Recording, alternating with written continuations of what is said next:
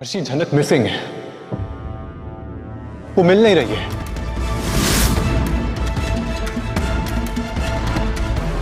फिर से वही कहानी। हाँ, फिर से वही कहानी। लेकिन तब भी ये कहानी सच्ची थी और आज भी सच्ची है। तो तुम क्या करना चाहते हो? नहीं, उसके पास जाना चाहते हो? नहीं, मैंने ऐसा कहा क्या कि मैं जाऊंगा वहां पे? तुमने कहा नहीं, लेकिन मैं तुमसे बोल रही हूँ, अगर तुम जाना चाहते हो तो जाओ। क्योंकि सिर्फ तुम ये तो नहीं कहने आए होगे ना मुझसे कि झलक मिसिंग है। देखो अनी, एक बात अच्छे से समझ लो, झनक मेरी बहन भी साबित हो जाए, लेकिन मेरे दिल में उसके लिए कोई दया नहीं है, उसके लिए कोई प्यार नहीं है मेरे दिल में। मुझे उससे कोई लेना देना नहीं है, जैसे तुम्हें उसकी जान की हमेशा फिक्र लगी रहती। अर्शी, झनक 2 दिन से लापता है। उसे एक फिल्म में रोल भी मिला था, लेकिन वो अभी तक सेट तक नहीं पहुंची है। और वो क्या कहते हैं, लुक टेस्ट, वहां भी नहीं पहुंची है वो। और अब अनी अर्शी को समझाने की कोशिश तो करता है कि झनक की सिचुएशन कितनी गंभीर है, पर अर्शी को अब झनक से इतनी नफरत हो चुकी है कि अब वो उसे याद भी करना नहीं चाहती है। पुलिस ने केस ले लिया है, लेकिन उन्हें कोई खबर नहीं मिली अभी तक। और वो बीमारी का नाटक वो मैंने इसीलिए किया था ताकि झनक यहां से ना जाए। मैंने झनक को रोकने की कोशिश की, क्योंकि आदित्य ने कहा था कि मुंबई में उसकी जान को खतरा है, इसलिए मैंने ये सारा ड्रामा किया था, नाटक किया था, झूठ बोला था मैंने। अरे वो लोग कौन हैं जो झनक के पीछे पड़े हैं? कुलभूषण के लोग हैं। तो तुम्हारा क्या इरादा है? अर्शी, मैं सोच रहा हूं कि मैं मुंबई जाऊं। तुम पुलिस हो? नहीं, लेकिन मुंबई में ऐसा कोई नहीं है जो झनक की जिम्मेदारी लेगा। हाँ, आदित्य है, उसे टेंशन हो रही है, लेकिन पुलिस उसकी कितनी सुनेगी?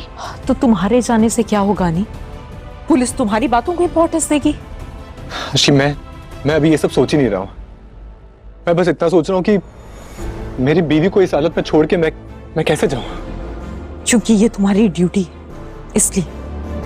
नहीं अर्शी, ड्यूटी तो हर इंसान करता है। तो जिम्मेदारी है तुम्हारी। ऑफ कोर्स, इसीलिए तो निभा रहा हूं मैं। लेकिन प्यार झनक है।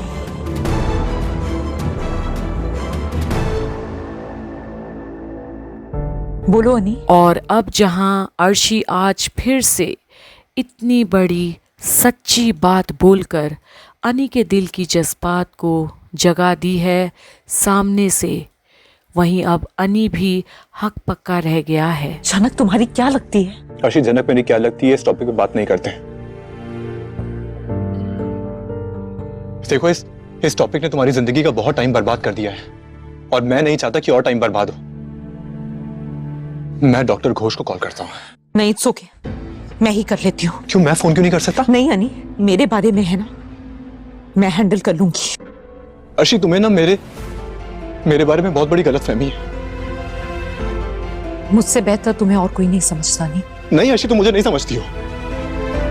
ये जो होने वाला बच्चा है ना, ये मेरे लिए इंपॉर्टेंट है। ये बच्चा जितना तुम्हारा है उतना मेरा भी है। ये मेरी भी जिम्मेदारी है। और ठीक, मुझे यकीन है कि झनक खुद लड़ लेगी और बच भी जाएगी।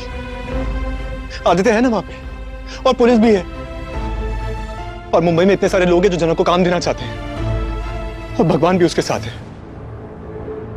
सच है ये। और अब झनक के बारे में बात होते ही अनी भावुक हो जाता है, पर उसे पूरा विश्वास है कि वो बच जाएगी, क्योंकि उसे झनक पर ही पूरा भरोसा है। मैं वहां पे जाके क्या ही कर लूंगा? मैं नहीं ढूंढ पाऊंगा झनक को। मैं बस पुलिस से कह सकता हूं कि प्लीज अपना काम आगे बढ़ाइए, झनक को ढूंढिए। कुछ नहीं कर सकता, लेकिन मेरा यकीन है कि आदित्य सब संभाल लेगा। I really hope आदित्य सब संभाल ले। मुझे ना अपना सारा ध्यान तुम्हारे ऊपर रखना चाहिए।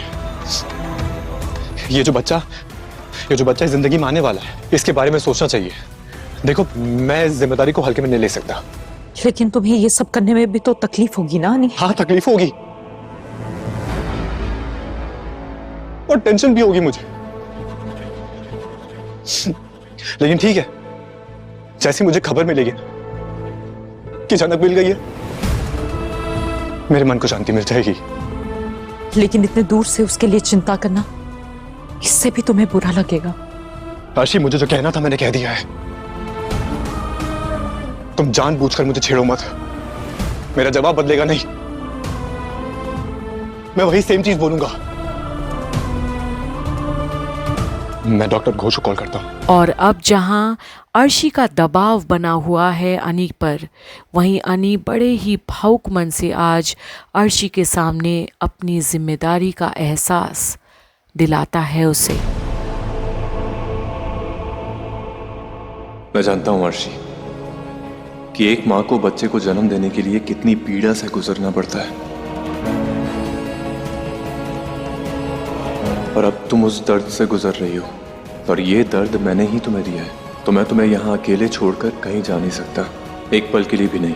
झनक, तुम जहां भी हो, चाहे जितने भी खतरे में हो, मैं हर वक्त भगवान से प्रार्थना कर रहा हूं कि तुम उस खतरे से सुरक्षित बाहर आ सको। कोई भी तुम्हें नुकसान नहीं पहुंचा सकेगा। हाँ, हम दोनों की जिंदगी एक धागे में नहीं बंधी है, ये सच है।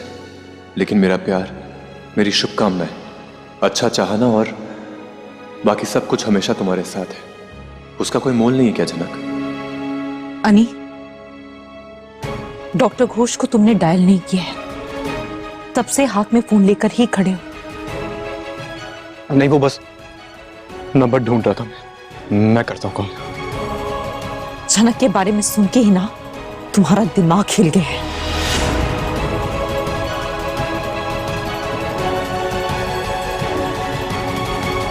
आशी, मैं कॉल करता हूं। और अब जहां अनी आज बेहद बेबस है और कुछ नहीं कर पाता झनक के लिए, पर अपना पूरा प्यार और पूरे प्रार्थनाएं उसके लिए भेज रहा है, क्योंकि अनी का प्यार झनक के लिए अमर रहेगा। धागे अलग होंगे पर हैं तो बांधने के लिए ही। बने रहिए हमारे साथ आगे की अपडेट्स के लिए, जहां अनी को झनक की फिक्र सताती है, पर आज बेबस है अर्शी और उस बच्चे के लिए जो आने वाला है इस दुनिया में। Stay tuned to complete Bollywood for more updates on Jhanak. Doctor Ghosh को तुमने डायल नहीं किया है, तब से हाथ में फोन लेकर ही खड़े हो। नहीं, वो बस नंबर ढूंढ रहा था। मैं करता हूं कॉल। झनक के बारे में सुन के ही ना तुम्हारा दिमाग हिल गया है।